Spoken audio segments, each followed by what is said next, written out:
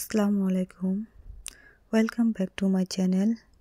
আমি রুনা আক্তার মুন্সিগঞ্জ থেকে বলছি। ব্লগার মম রুনা চ্যানেল থেকে সবাইকে স্বাগতম। আশা করি দূরে কিংবা কাছে, দেশ কিংবা বিদেশে যে যেখানে আছেন সবাই আল্লাহর রহমতে ভালো আছেন। আজকে আমি একটি নতুন ভিডিও নিয়ে চলে আসলাম। আজকের ভিডিওটি শুরু করেছি দুপুরের রান্না নিয়ে।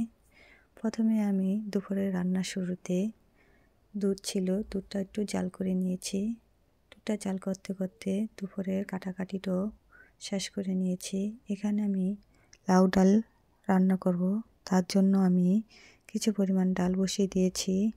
লাউর পরিমাণটা খুব কম ছিল বিদায় ডালটা খুব কম দিয়েছি।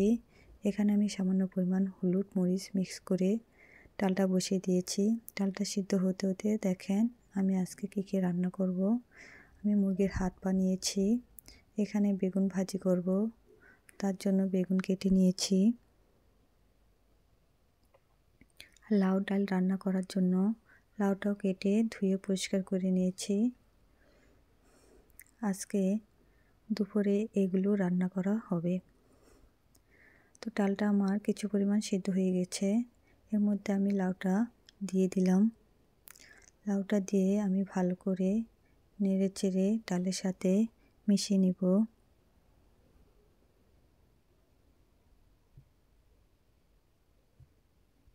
নাড়াচাড়া হয়ে গেলে আমি এখন লাউটাকে ঢাকনা দিয়ে ঢেকে দিব সিদ্ধ হওয়ার জন্য, যাতে দ্রুত সিদ্ধ হয়ে যায়।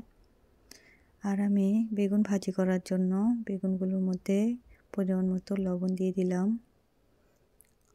এখন ধনিয়া গুঁড়ো দিয়ে দিলাম, সামান্য পরিমাণ হলুদ গুঁড়ো, সামান্য পরিমাণ মরিচের গুঁড়ো দিয়ে মিক্স করলাম। এর মধ্যে আমার লাউটা সিদ্ধ হয়ে গিয়েছে। দেখেন কত সুন্দরভাবে লাউ ডালটা সিদ্ধ হয়ে গিয়েছে। এখন আমি লাউ ডালটাকে বাগার দেওয়ার জন্য আবারও কড়াইটা বসিয়ে দিলাম। কড়াইটা গরম হওয়া আগ পর্যন্ত অপেক্ষা করব। এর মধ্যে আমি কড়াইটার মধ্যে পেঁয়াজ আর রসুন কুচি দিয়ে দিয়েছি। পেঁয়াজ আর রসুন কুচি দিয়ে আমি লাউ ডালটা বাগার দিব। তার মধ্যে কিছু পরিমাণ তেল দিয়েছি। ভাজা ভাজা হওয়ার আগ পর্যন্ত অপেক্ষা করব। দেখেন পেঁয়াজটা আমার বাদামি কালার হয়ে গেছে। আর লাউ ডালটা আমি পেঁয়াজ কুচির মধ্যে ছেড়ে দিয়েছি। দেখেন কত সুন্দর বাগার হয়েছে। লাউ ডালটা কিন্তু দেখতে খুব সুন্দর হয়েছে। তার মধ্যে আমি কিছু ধনিয়া কুচি দিয়ে দিলাম। ধনিয়া কুচি দিয়ে লাউ ডালটাকে ভালো করে নেড়ে চেড়ে দিব।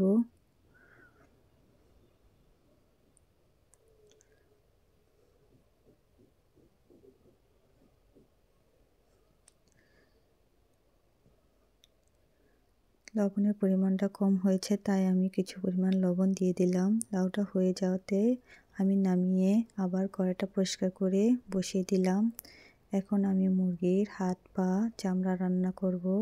তার জন্য কড়াইটা বসিয়ে দিয়ে কিছু পরিমাণ পেঁয়াজ কুচি দিয়ে দিচ্ছি।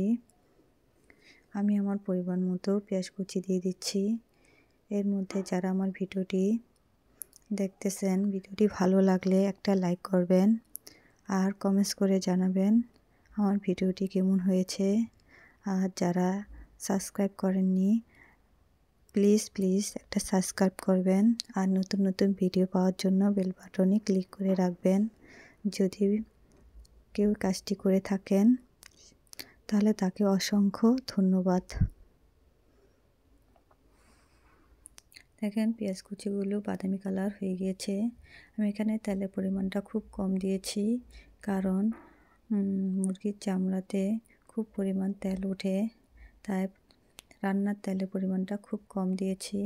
এখানে আমি আদা বাটা দিয়ে দিলাম। আদা বাটা দিয়ে কিছু পরিমাণ পানি দিয়ে দিলাম, যাতে করে মশলাটা না পুড়ে যায়। এখন আমি এক এক করে সবগুলো মশলা দিয়ে দেব। প্রথমে আমি ধনিয়া গুঁড়ো দিয়ে দিলাম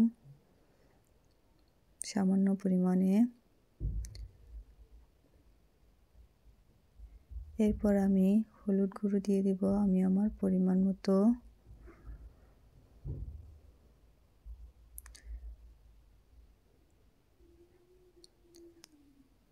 এরপর দিয়ে দিচ্ছি মরিচের গুঁড়ো। সবগুলো মশলা দিয়ে আমি এখন ভালো করে নেড়েচেড়ে দিব। মশলাগুলো ভালো করে কষিয়ে নিব। এখানে আমি কিছু টমেটো কুচিও দিয়ে দিলাম, এতে করে খাবারের টেস্টটা বেড়ে যাবে। মশলার সাথে টমেটো কুচিগুলো ভালো করে নেড়েচেড়ে দিব।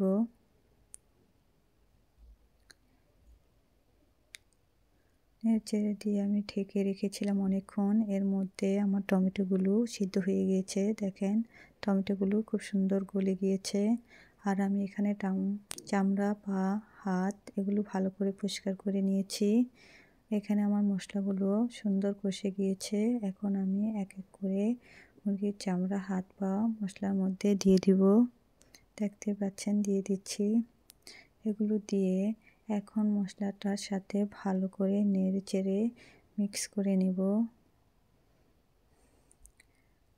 মিক্স করে নিয়ে এখন ভালো করে অনেকক্ষণ জাল করে নেব, যাতে করে চামড়াগুলো ভালো করে কষে যায়। আমি একটি ঢাকনা দিয়ে ঢেকে দিলাম। দেখেন কিছুক্ষণ পরে এসে দেখি আমার মশলাগুলোর সাথে চামড়াগুলো ভালো করে মিক্স হয়ে গেছে।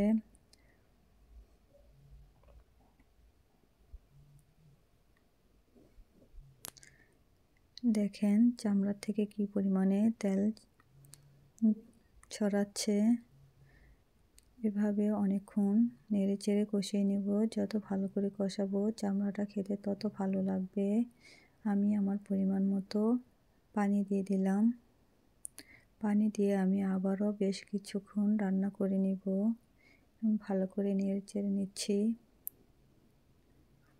দেখেন পানি দেওয়ার পরে আমি কয়েকটা কাঁচামরিচ দিয়ে দিলাম। কাঁচামরিচ দিয়ে দিলে খাবারের টেস্টটা আরটু বেশি বেড়ে যায়। কাঁচামরিচের খুব সুন্দর একটা ফ্লেভার আসে। দেখেন তরকারিটা বলক এসে পড়েছে। তরকারিটা বসিয়ে দিয়ে আমি চলে আসলাম আমার রুমে। দেখেন আমি এদিকে রান্না করতেছি রান্নাঘরে, আর মেয়েরা রুমে খেলে কি অবস্থা করে অগোছালো রেখেছে। তারা অগোছালোভাবে খেলে উপরে চলে গেছে। এখন আমি আমার রুমটাকে পরিষ্কার করে নিব। দেখেন আমার মেয়েরা কি নিয়ে খেলা করে, ঝুড়ি, বাটি, শ্যাম্পু। পড়ার টেবিল নিয়ে বসছে বাট পড়ে নাই। এত দুষ্ট মেয়েটা, ইদানিং পড়তেই চায় না, ফাঁকিবাজি করে। এখন আমি সব কিছু গুছিয়ে নিব। এখানে আমার শাশুড়ি মা নামাজ পড়তেছে, আজান দিয়ে দিয়েছে। আমি আবারও চলে আসলাম রান্নাঘরে। এসে আমি লবণটা চেক করলাম, দেখলাম লবণের পরিমাণটা কম হয়েছে। তাই আবার একটু পরিমাণ মতো লবণ দিয়ে ভালো করে নেড়েচেড়ে নেব। যতক্ষণ পর্যন্ত চামড়াগুলো ভালো করে ভাজা না হবে ততক্ষণ পর্যন্ত একটু ভালো করে রান্না করে নেব। দেখতেই পাচ্ছেন চামড়াগুলো থেকে কি পরিমাণে তেল বের হচ্ছে। এই কারণে আমি রান্নার সময় তেলের পরিমাণটা অনেকটাই কম দিয়েছি। দেখেন আমার চামড়ার তরকারিটা কত সুন্দর লাগছে। দেখতেও যেমন সুন্দর হয়েছে, খেতেও কিন্তু অনেক টেস্ট হয়েছে। আমার রান্নার প্রায় শেষ। কিছু ভাত ছিল, ভাতটাও আমি গরম করে নিয়েছি। তো এখন আমি আমার রান্নাঘরটা ক্লিন করে নিব। চুলার চারোটা আমি পরিষ্কার করে নিচ্ছি। আমার রান্নার স্পেসটা খুব ছোট। এখানে দেখেন রান্নার পরে আমার কিছু থালা বাসন হয়েছে, তাও আমি পরিষ্কার করে নিব। আগে আমি চুলাটা পরিষ্কার করে নিচ্ছি।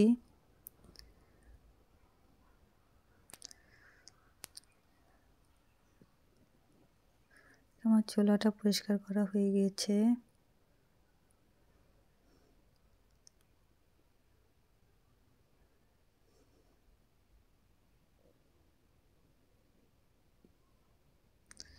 আজকে রান্না দেখতেই পাচ্ছেন, লাউ ডাল, মুরগির হাত বা চামড়া। দেখেন তরকারিটা কত সুন্দর হয়েছে। এখান থেকে কত পরিমাণ তেল বের হয়েছে। এই হলো ভাত। আমি শীতের দিন ভাতটা ভুলে পারি না, কারণ ভাতটা ঠান্ডা হয়ে যায়, তাই পাতিলের সাথে রেখে দেই। থালা বাসনগুলো আমি এর মধ্যে পরিষ্কার করে নিয়েছি। এখন আমি সবগুলো রান্না সুন্দর করে ঢেকে রাখবো। বেগুনটা আমি খাবারের সময় ভাজবো। ভেজে রেখে দিলে ঠান্ডা হয়ে গেলে ভালো লাগে না, তাই যখন খাবো তার একটু আগে ভেজে নিব। যে তার মধ্যে আমি ঘরটাকে ক্লিন করে নিয়েছি। খুব সুন্দর করে বিছানাগুলো গুছিয়ে ঘরটা ঝাড়ু দিয়ে পরিষ্কার পরিচ্ছন্ন করে রেখেছি।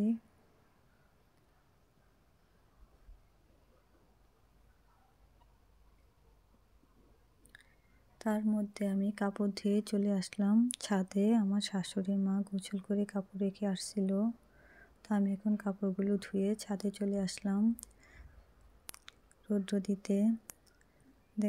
দেখতেই পাচ্ছেন আমি এক হাতে ভিডিও করছি, আরেক হাতে কাপড় রৌদ্র দিচ্ছি।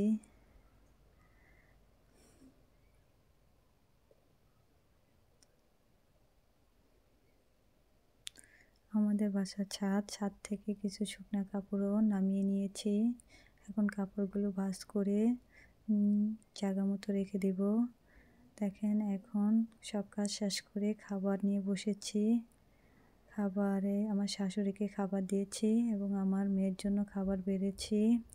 শাশুড়ি মা বলতেছে যে আর কষ্ট করে বেগুন ভাজতে হবে না, এগুলো দিয়েই সুন্দর হয়ে যাবে, তাই আর বেগুন ভাজিনি, ফ্রিজে উঠিয়ে রেখেছি। যে শাশুড়ি মা লাউ ডালটা খুব পছন্দ করে, তাকে একটু বেশি করে ডাল দিচ্ছি। আজকে এই পর্যন্তই। সবাই ভালো থাকবেন। আল্লাহ হাফেজ।